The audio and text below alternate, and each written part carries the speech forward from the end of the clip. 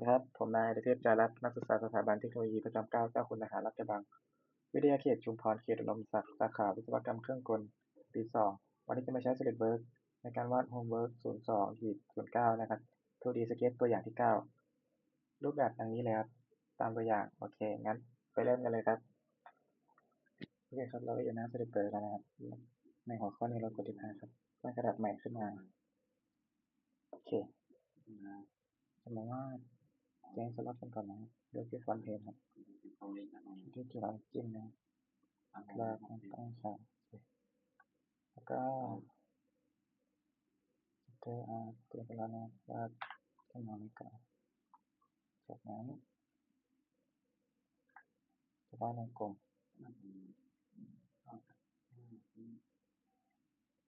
ขึ้นมาแล้วพบเหลี่ยมขึ้นมาเลยกวาดวง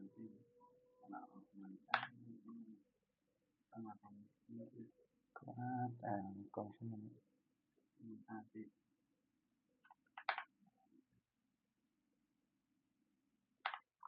เคแล้วก็จะใช้Enter Point Arc สล็อตนะ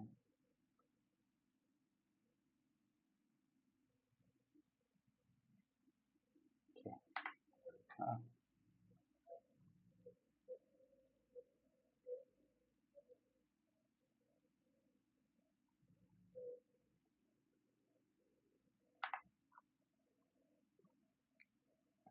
แล้วก็ได้มา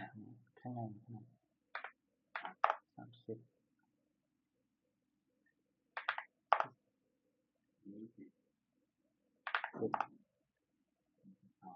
วงกลม50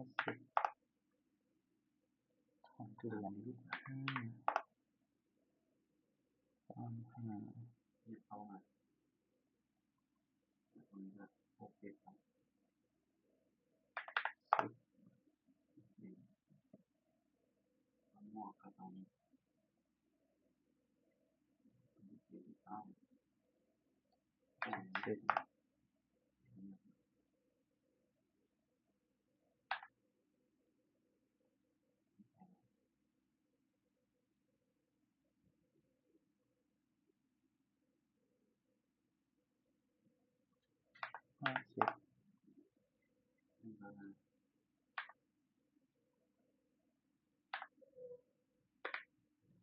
เป็นรูปไปก่อน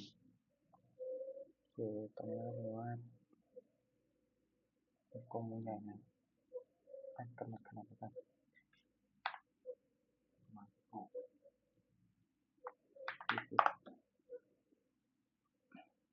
20โอเคต่อไปแล้วก็มาทำเป็นลายคอนเนคชั่นอันนี้แค่นี้ไม่ต้องคำนวณเป็นคอมพิวเตอร์กันนะครับจะได้เป็นเส้นลายไม่แน่ใจว่ามันเป็นยังไงใจเราจะตั้งฉากนะเป็นรูปภาพเป็นคอนเนคชั่นโอเคจะเอาเรื่องมาตกอันนี้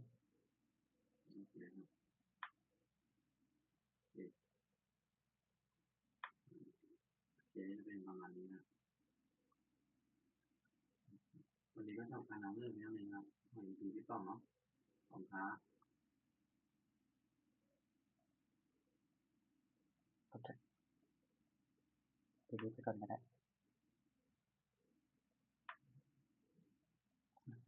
ก็30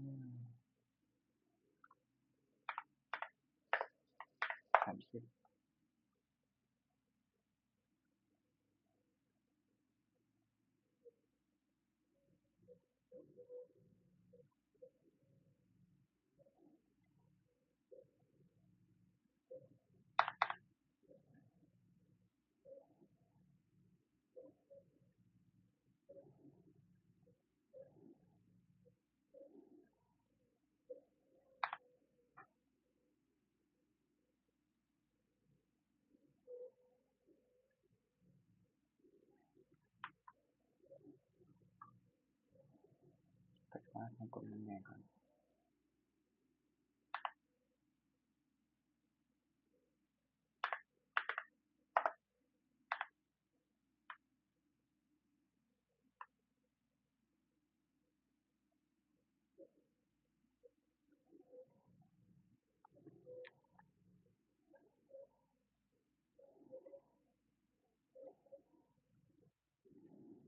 ระยะผมมาตอนที่ทำงานนะครับไปก่อนครับสาขาในทางการอินเทอร์เน็ตเป็นสาขาการเรียน ICL ครับเรียนสู่องค์กรเทศที่องค์กรครับตอนนี้ก็อยู่ที่โฮมเวิร์คที่2ที่2ครับตัวดีเอสมีทีที่2นะครับเป็นโฮมที่2นะเป็นโฮมนะไปได้หมดเลยครับ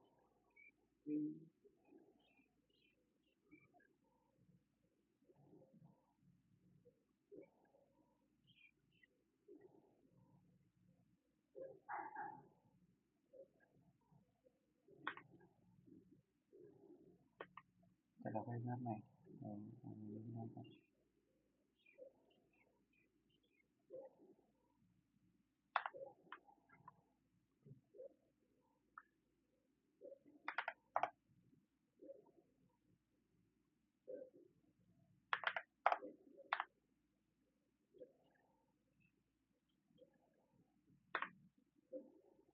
ติดไปโอเค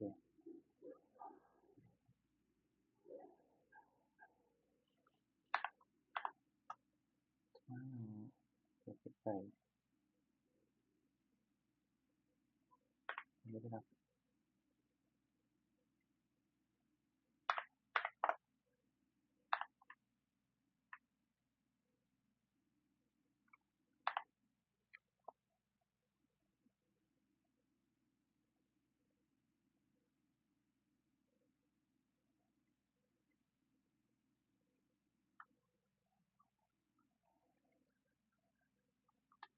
ทำมันตั้ง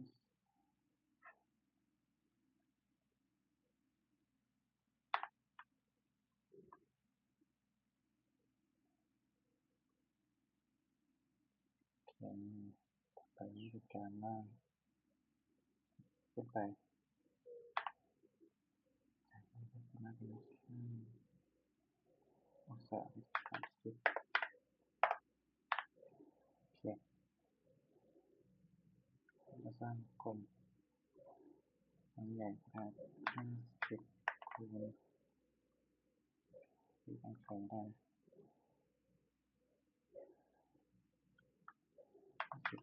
คูณ2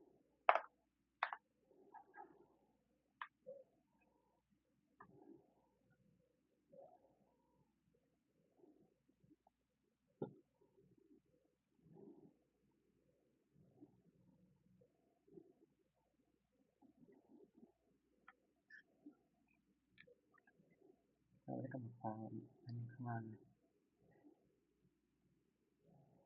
ที่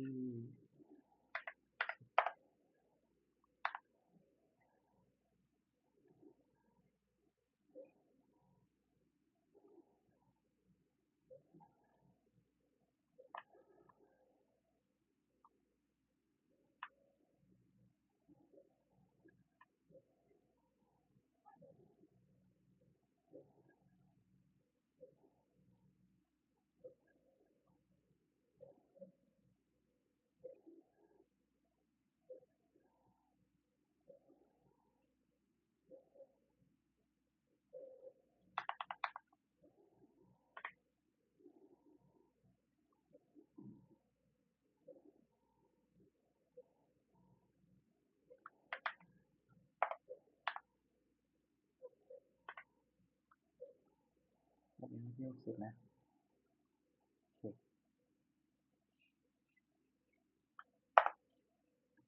ขนาดได้นะครับ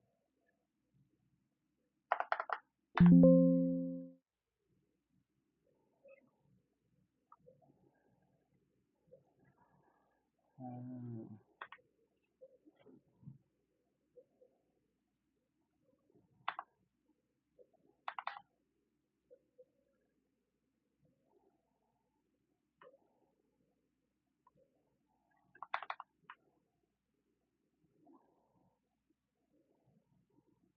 โอเคมาแล้วขั้นตอนต่อไปคือเราจะมาเอาเส้นจุดเดียวที่นะครับเพื่อดึงจุดอันนี้มาปิดเอาเอา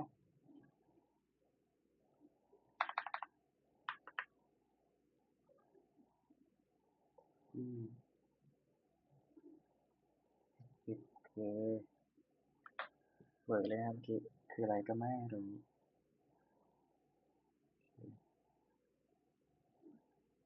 30จุดนี้35ตรงนี้ตรงนี้ลองขึ้นดู30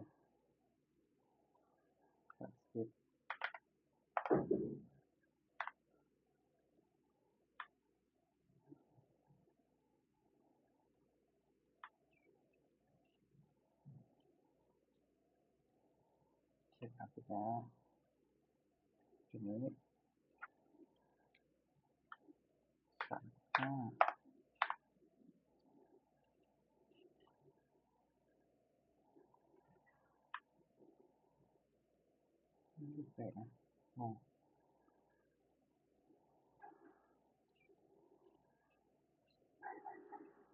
ตรงนี้นะ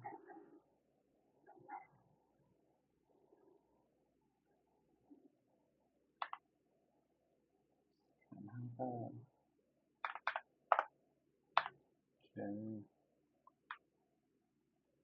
บางเส้นจะเบอร์นะครับ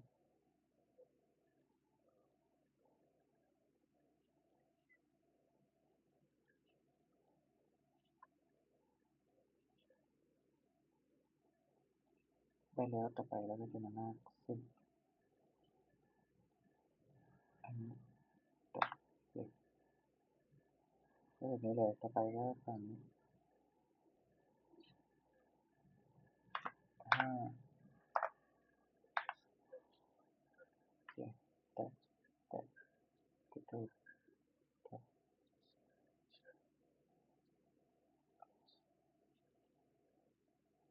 แตะแตะโอเคต่อไปครับต่อไปเราก็จะมาลบเส้นนี้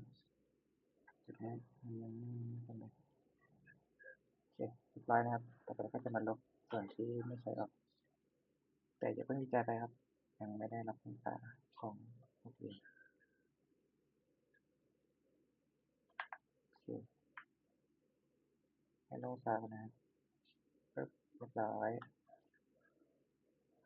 โอเคต่อไปเราก็จะมาลบจุดที่ไม่ใช้ออกกันเลยนะครับ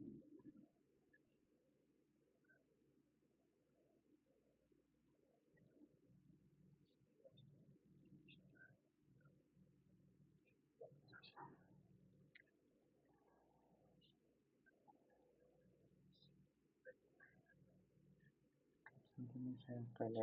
ย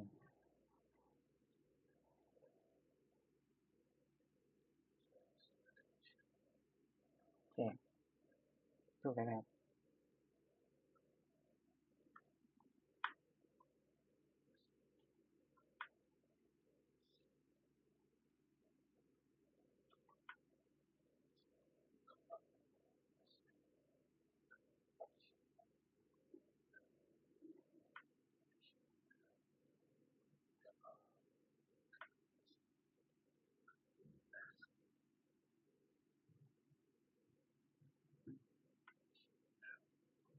ต้องทำให้เส้นสีดำเส้นเดียวกันโอเคเส้นเดียวกัน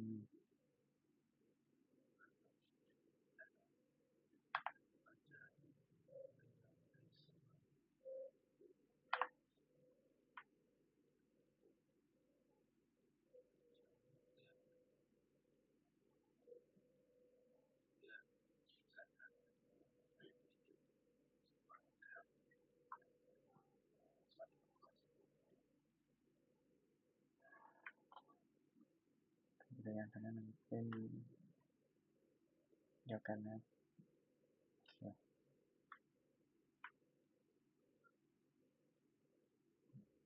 อันนี้แบบนี้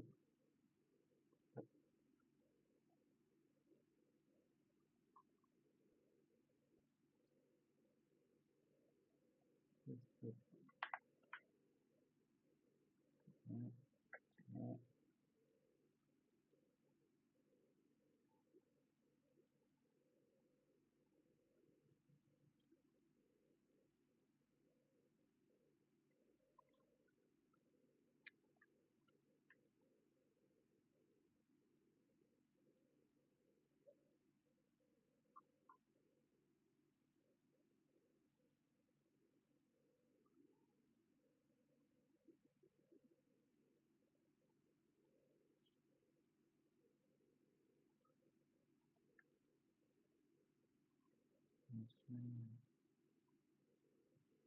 ต่อขนาดเท่ากับ50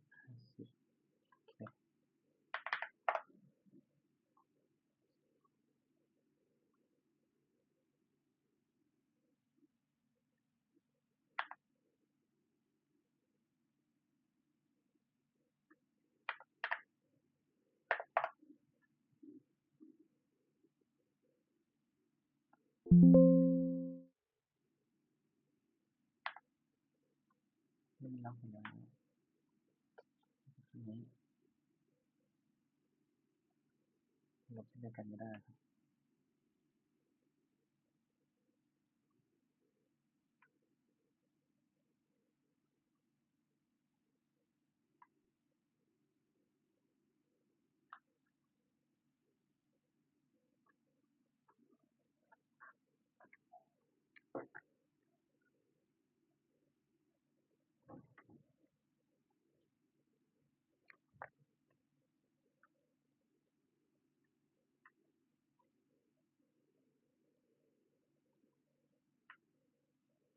ทุกเรื่องที่เราได้เชื่อมเส้นเป็นหนึ่ง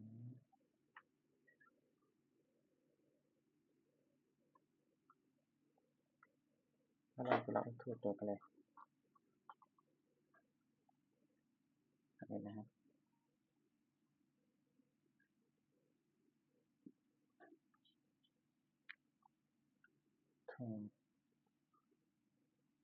ถูกใจแล้วก็เทคโทษอีกรอบนึงครับ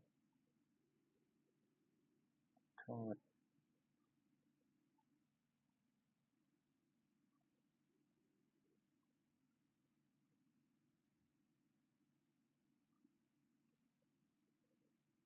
โอเค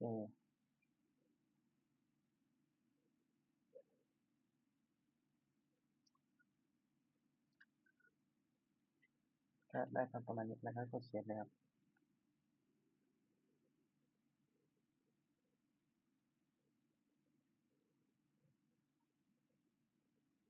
เทปเป็น 9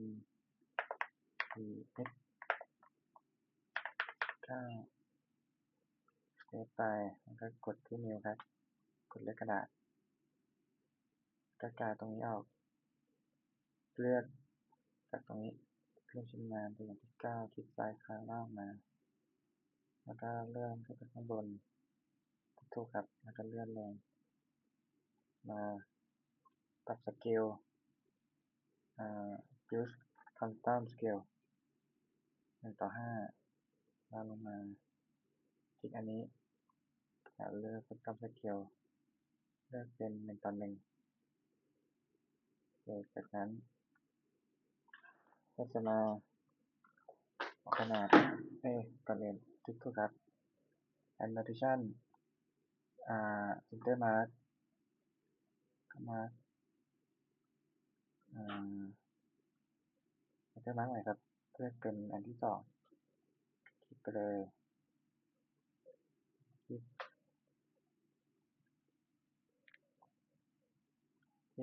แล้วก็เอาอันนี้ออกไปเป็นรูปโอเคทางที่ผมเลือกผิดไปนิดหน่อยนะไม่เอา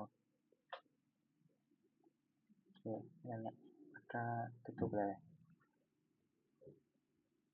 ต่อไปก็จะเป็นการวาดเส้นนะครับไว้บอกขนาดต่างๆแล้วก็จะใช้เส้นลายกับ connection ก็เราจะใช้นี่ดีกว่าจะดึงขึ้นมันลงง่าย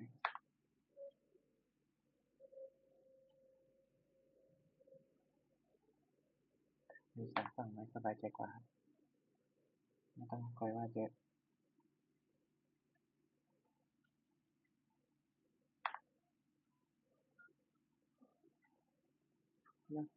เวลาวาดบอกสเกลก็เลือกใช้ซับ connection มาก่อนนะครับในหัวข้อ option นะ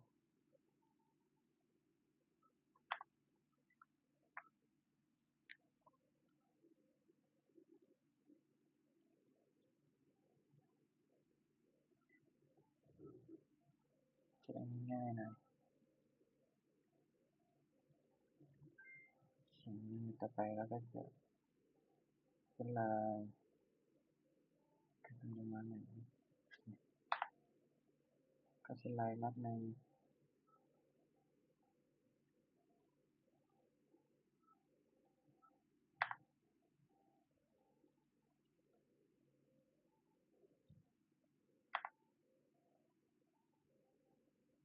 จากนั้นก็สามารถใช้งานปรับขนาดได้เลย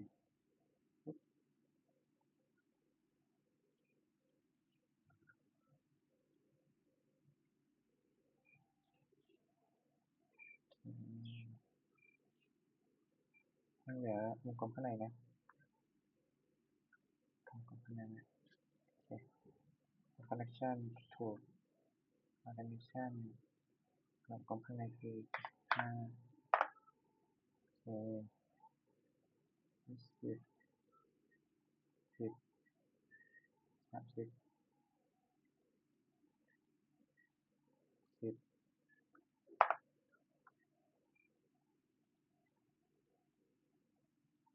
60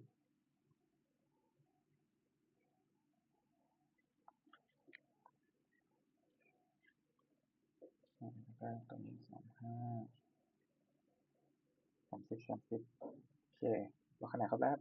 ต่อไปกดติ๊กถูกแล้วกดที่ฟอร์แมตนะครับก็เปลี่ยนชื่อต้องกด edit ชื่อฟอร์แมตก่อนนะครับเปลี่ยนชื่อไปเลย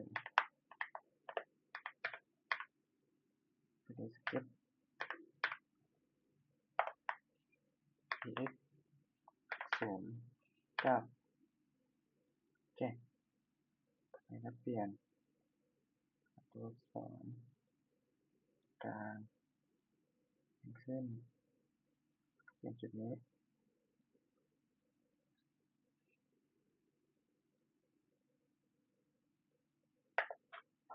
ก็โอเคก็เอาจุดชีทแล้วก็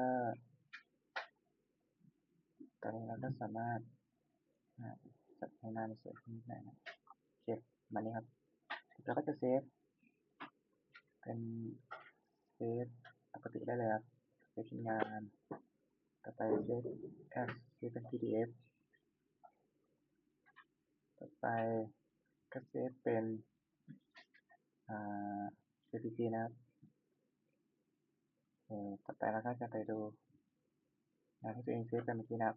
ว่าเป็นยังไงบ้าง